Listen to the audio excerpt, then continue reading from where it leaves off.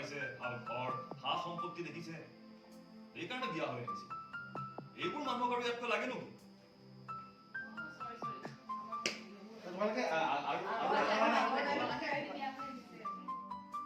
এইবোৰ মানুহক ইয়াতকৈ আৰু লাগে নেকি? আপোনালোকে ভুল ভাবিছে।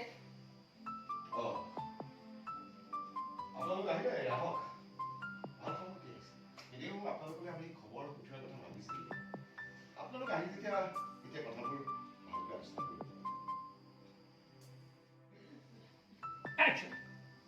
হে ৰাফতি খাতি, এতিয়া এনেকৈ থাকিবা নে কথাবিলাক কবা? কি উদ্দেশ্যৰে এইখন ঘৰলৈ আহিছা?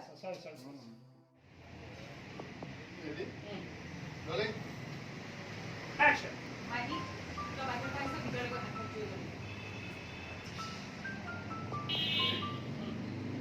মোৰ টোনটো মানে মোৰ টোনটো যেনেকৈ যে কৈছে, মানে সি আকৌ তাৰমানে কিবা এটা সন্দেহ কৰিব। মই এইটো ফোনত কওঁ মাইনী, মাইনী বুলি আৰম্ভ কৰা, তাৰপিছত লাহে লাহে কমটো চেঞ্জ কৰিবা। আৰু চকুৰে এবাৰ এইটো দেখাব। সেই গ্লাছটো সেইটো এৰ।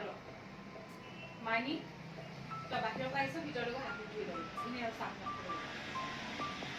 এই ৰ'বা না। তুমি যে ডমিনেটিং, সেইটো এইবিলাক বস্তু ওলাব, সেইকাৰণে এইবিলাক দিবা।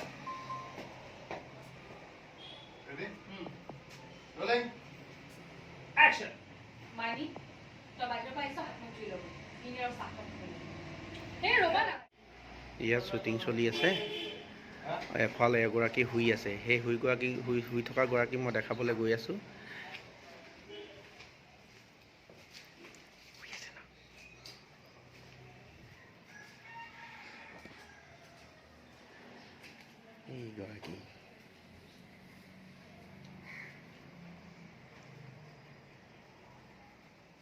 এইগৰাকী বাইদেউক নিশ্চয় চিনি পাইছে।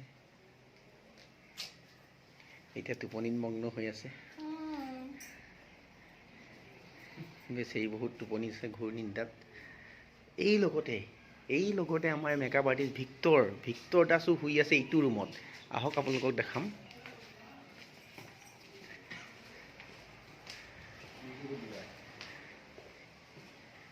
সেইজন ব্যক্তি, এইজনো শুই আছিলে, এতিয়া সাৰ পাইছে।